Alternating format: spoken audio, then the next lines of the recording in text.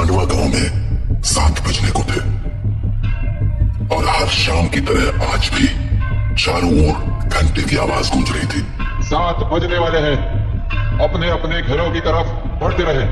7 बजने वाले हैं, अपने अपने घरों की तरफ बढ़ते रहे। हेलो जी राणा साहब। बोला 7 बजने वाले हैं, सब लोग घर गए या नहीं? जी जी राणा साहब, लगभग सब चले ही गए। लगभग? तू जानता है ना 7 बजे के बाद क्या होता है? फौरन घर भेज सबको। जी जी आप चिंता मत कीजिए, 7 बजने से पहले मैं सभी को घर भेज दूंगा। ठीक है, तू भी जल्द घर चले जा। जी राणा साहब, कल मिलते हैं। देव, हाँ हाँ पापा। 7 बजने वाले हैं, जाओ जाके सारे खिड़की दरवाजे बंद कर दो। हाँ पापा। 7 बजने वाला है, अपने अपने घरों की तरफ बढ़ते रहो। ये चढ़ो सब, दुकान बंद हो गई अब। अरे काकी चाय तो पिला दे। अरे बावड़े, घंटी की आवाज ना सुनी के तेने। 7 बजने को है, जल्दी से घर निकल वरना। अरे बुढ़िया तू बहुत सोचती है, ये सब बस फालतू की बातें हैं, इतना दिमाग मत लगाया कर। बप्पन बेटे, थारे से बहस करने का समय ना है हमारे पास।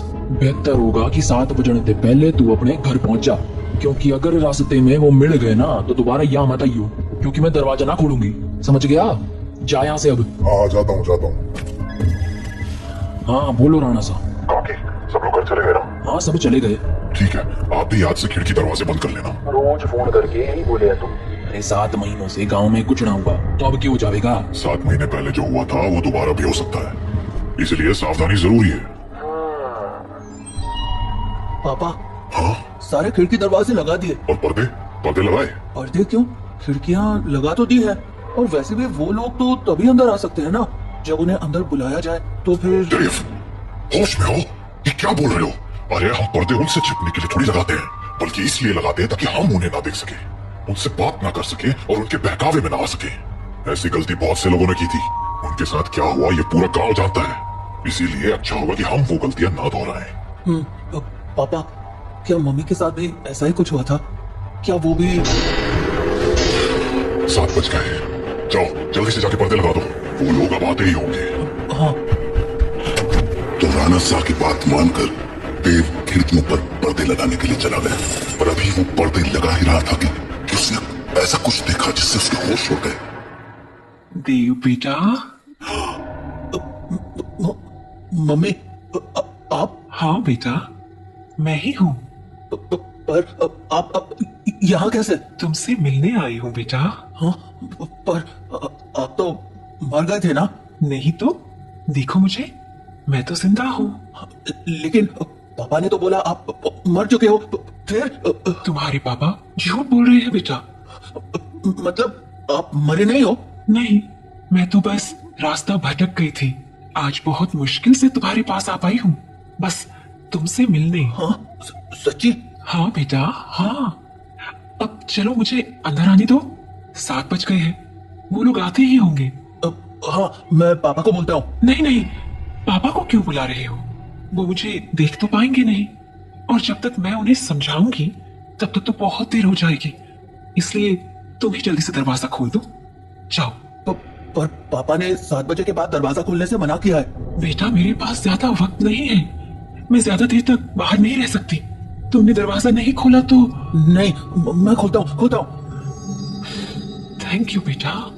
तो देव अपने घर के दरवाजे पर पहुंचा और दरवाजा खोल दिया, और जब सामने कोई नहीं देखा तो उसने अपनी मम्मी को आवाजें लगानी शुरू की।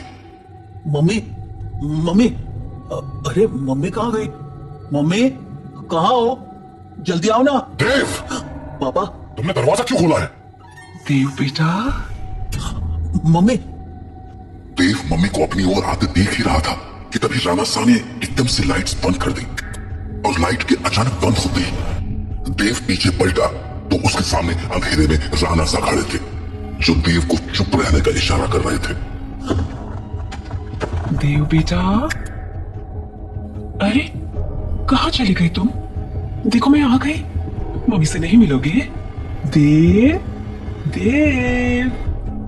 नंदिनी देव को आवाज लगा रही थी, पर वो वहां था ही नहीं, क्योंकि राणा साहब ने उसे बगल वाले कमरे में छिपाकर दरवाजा बंद कर दिया था। पापा बाहर मम्मी थी और यहाँ तो जाओ, मैंने कहा था ना तुम्हारी मम्मी मर चुकी है। पर पापा उन्होंने बोला वो जिंदा है। और देव बेटा तुम अंदर हो ना? दरवाजा नहीं खोलोगे? तुम्हारी मम्मी आ गए। दरवाजा खोलो बेटा। पापा, कोई आवाज मत करो। लेकिन पापा मुझे मम्मी से मिलना है। तुम्हें अगर सच में लगता है कि वो तुम्हारी मम्मी है तो उनसे कल सुबह मिल लेना, ठीक है? पर अभी के लिए शांत हो जाओ। राणा सा, ओ राणा सा, अरे मिलने दो ना मुझे देव से। कब तक झूठ बोलोगे उससे कि मैं मर चुकी हूँ?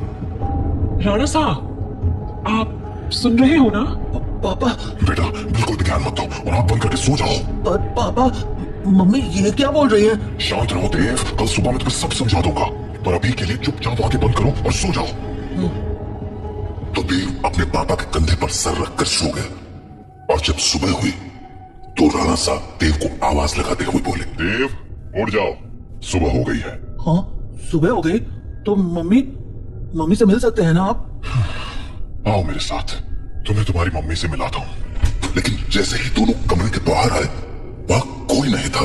हाँ, मम्मी कहाँ गई? मैंने कहा था ना कि वो तुम्हारी मम्मी नहीं थी। पापा, वो मम्मी जैसे ही बात कर रही थी। बेटा मैंने समझाया था ना तुम्हें, पर्दे लगाने के पीछे की सबसे बड़ी वजह यही है कि हम उन्हें देख ना पाए, उनकी बातों में ना आ पाए।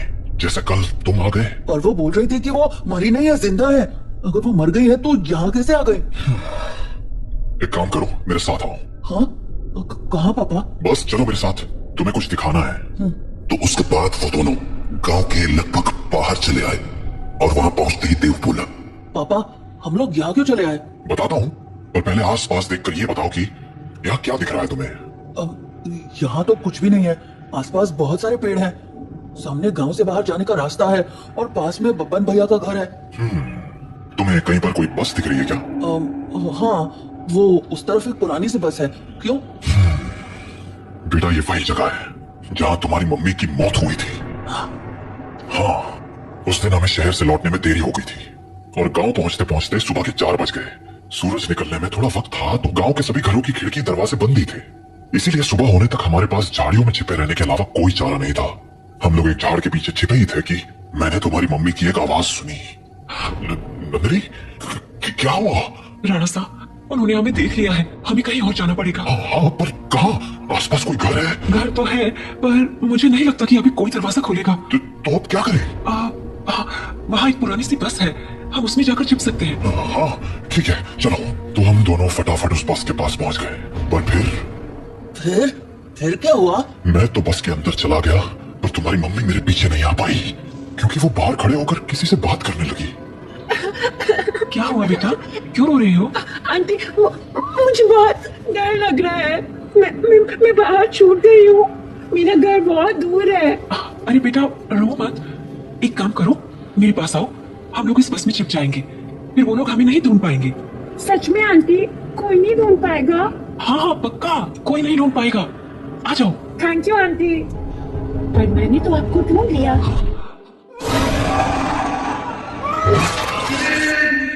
मैं नंदिनी को बचाने के लिए बस के बाहर जाने लगा पर तब तक बहुत देर हो चुकी थी। बस को उन लोगों ने चारों तरफ से घेर लिया था।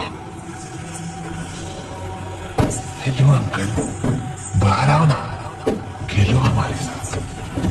और शायद मुझे देखकर हंसे जा रहे थे। उन आवाजों को सुन मैं इतना घबरा गया कि अपनी जगह से हिल भी ना पाया। पर थोड़ी देर बाद वो आवाजें आनी बंद हो गई और गांव के लोगों की आवाज सुनाई देने लगी। मैं समझ गया था कि सुबह हो चुकी थी तो मैं बस के बाहर निकलकर तुम्हारी मम्मी को आवाज लगाने लगा पर वहां अब कोई नहीं था। मैं कई दिनों तक उसके लौटने का इंतजार करता रहा पर वो नहीं लौटी।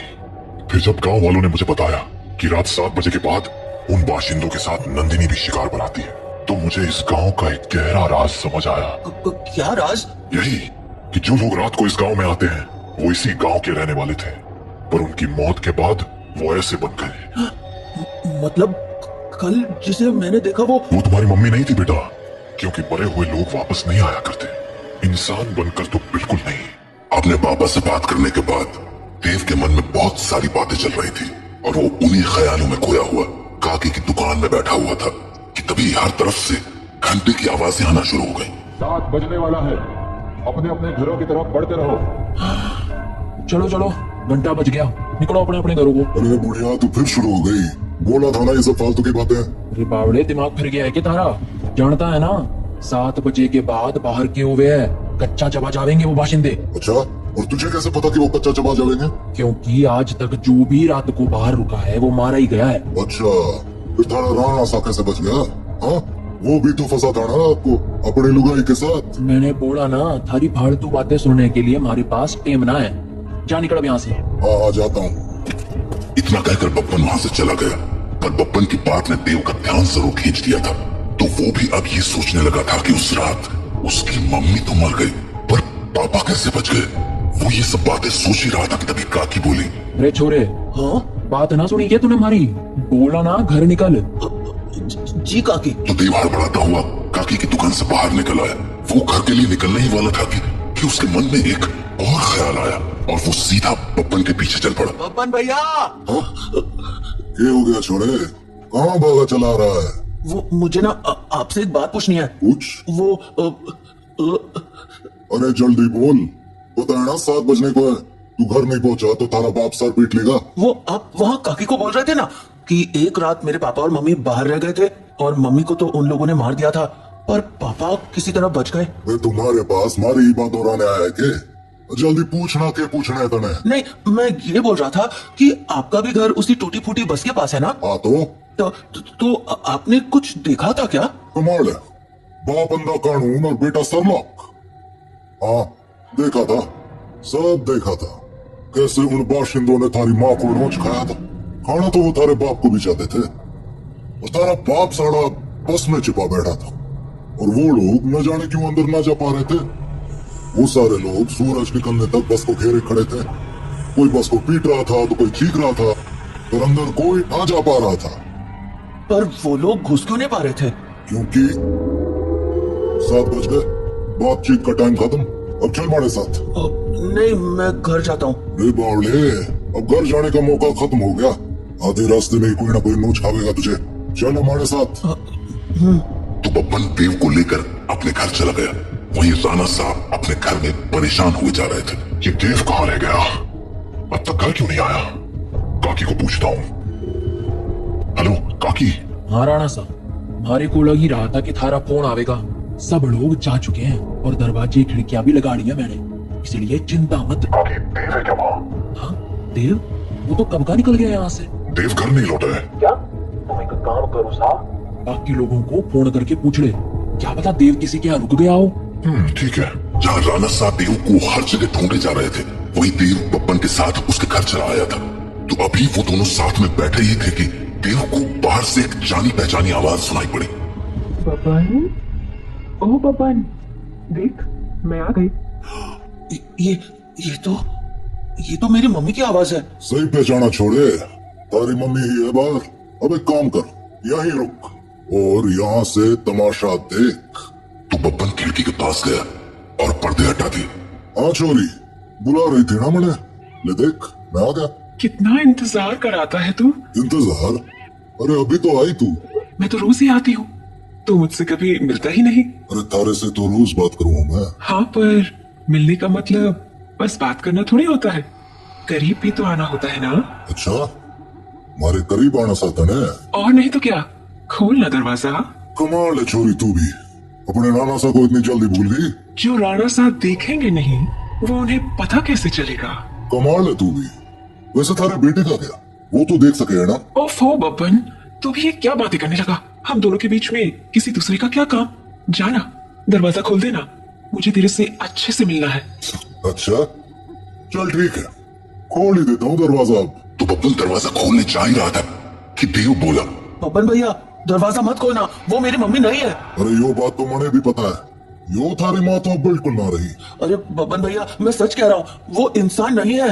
वो इंसान है या नहीं, ये तुझे अभी पता चल जाएगा। तू बस देखता जा। तो इतना कहकर बप्पन ने दरवाजा खोल दिया और सामने खड़ी नंदिनी से बोला, हाँ चोरी, मिलना था ना तने हमारे से, आजा अंदर आजा। बप्पन की बात सुनकर देव के तो होश ही उड़ गए, पर तभी कुछ अजीब हुआ। उसने देखा कि उसकी मम्मी दरवाजे पर तो खड़ी थी, पर दरवाजे से अंदर नहीं आ रही थी। क्या हो गया, रुक क्यों गई? आजा अंदर।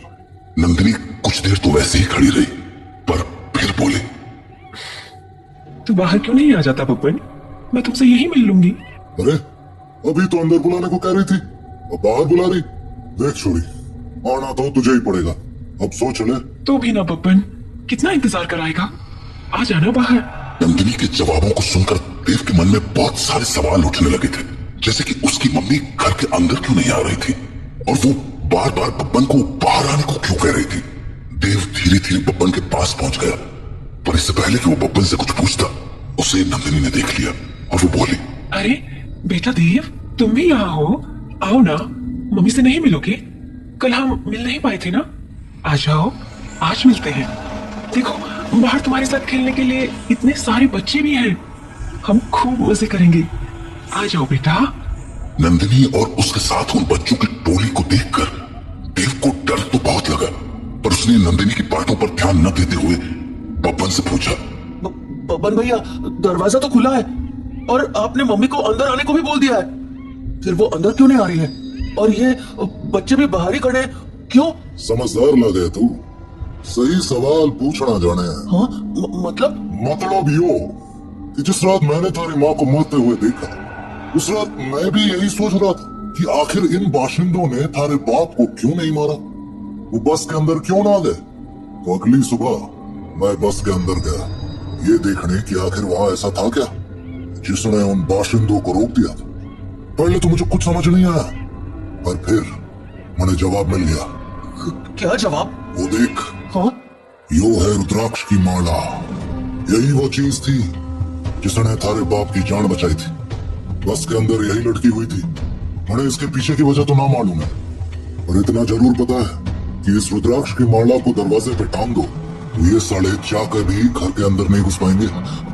सच में? और नहीं तो क्या? तो आपको पक्का पता है कि ये इसी रुद्राक्ष के कारण अंदर नहीं आते हैं? रुद्राक्ष उतार के दिखाऊं, देखेगा क्या होता है?